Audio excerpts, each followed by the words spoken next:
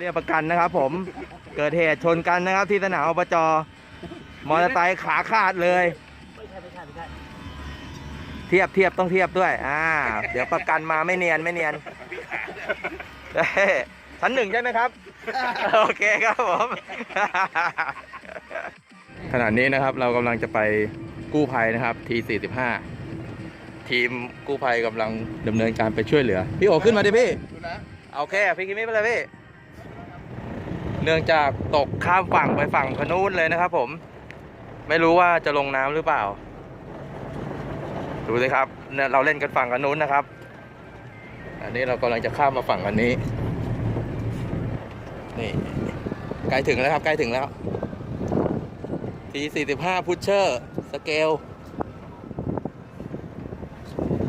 ลำของพี่คิมิครับผม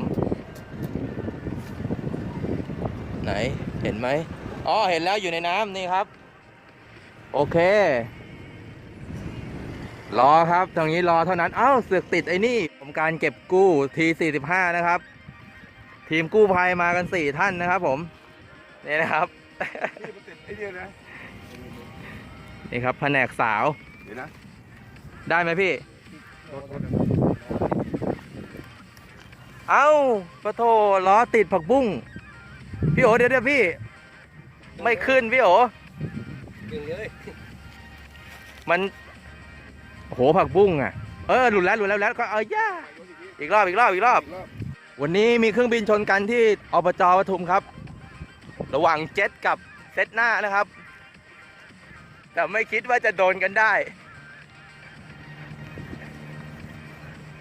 โอ้เซตหน้าปีกหายครับเราดูเซตหน้าก่อนเดี๋ยวต้องดูปีกชิ้นส่วนตรงนี้ชิ้นส่วนที่หางปีกพี่ถอดแบตก่อนพี่ดู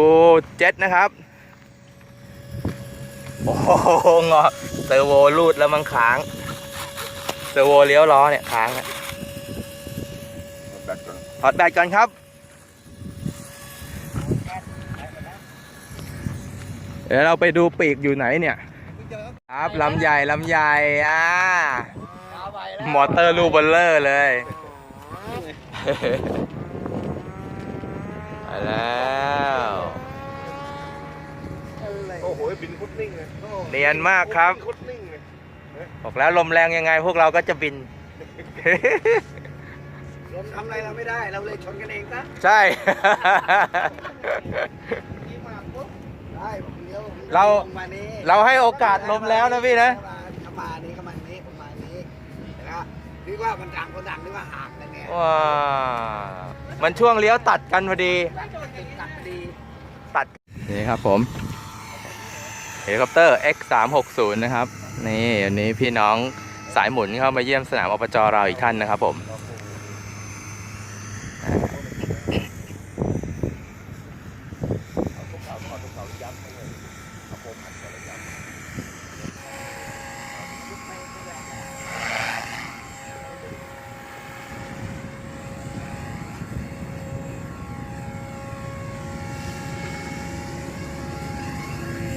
อันแน่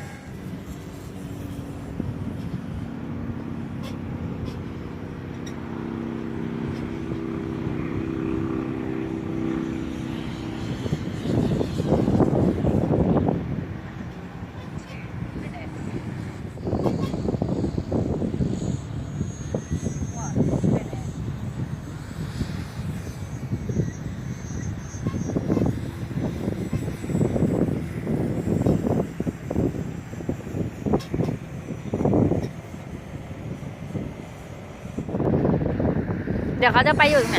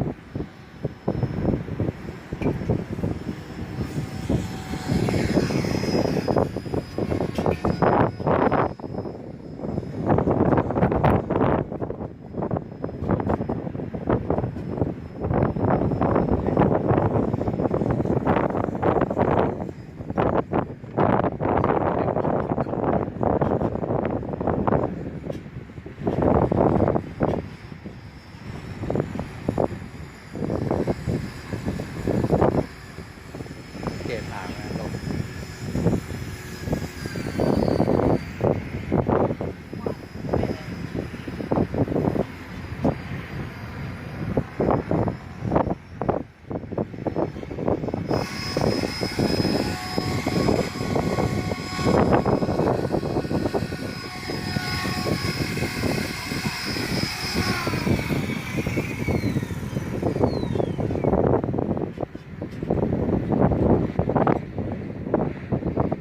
นี่นะครับผม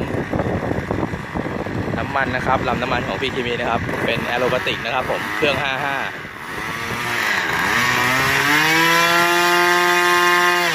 โอ้โหแรง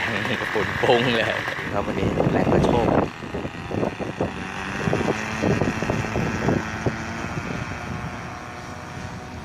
ขึ้นไปแล้วสวยงามครับ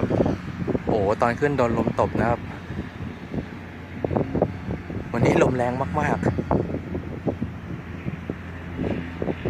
เดี๋ยวดูขาตามลมนะครับผมแว้นมาเลย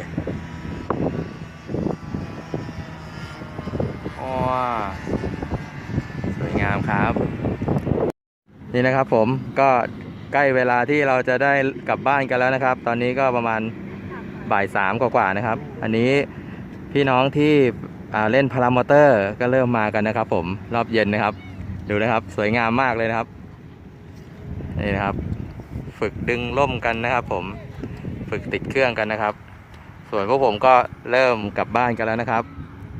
โอเคครับนี่นะครับตอนนี้นะครับผมพี่อนันต์บินเฮลิคอปเตอร์นะครับฝึกฝนกันต่อไปนะครับผมสายหมุนเดี๋ยวอีกหน่อยก็จะเริ่มเดินทางแล้วนะครับนี่ตอนนี้เอาอยู่สบายครับนี่นะครับลำนี้ซีไฟเตอร์สะเทินบกสะเทินน้ำบินบนฟ้าได้ในลำเดียวนะครับอันนี้ของพี่โอนะครับอันนี้ซ่อมแท่นมอเตอร์กันที่สนามแล้วก็บินนะครับสายฝุ่นกับสายฟ้าเขาเล่นกันนะครับผมข้างล่างมีรถข้างบนมีเครื่องบิน 3D ครับพี่ยุจะไปชนรถพี่ยุจะไปชนหางพี่ตู่เขานะ โอ้เท่สนุกกันไปครับตามภาษาคนรักอาซี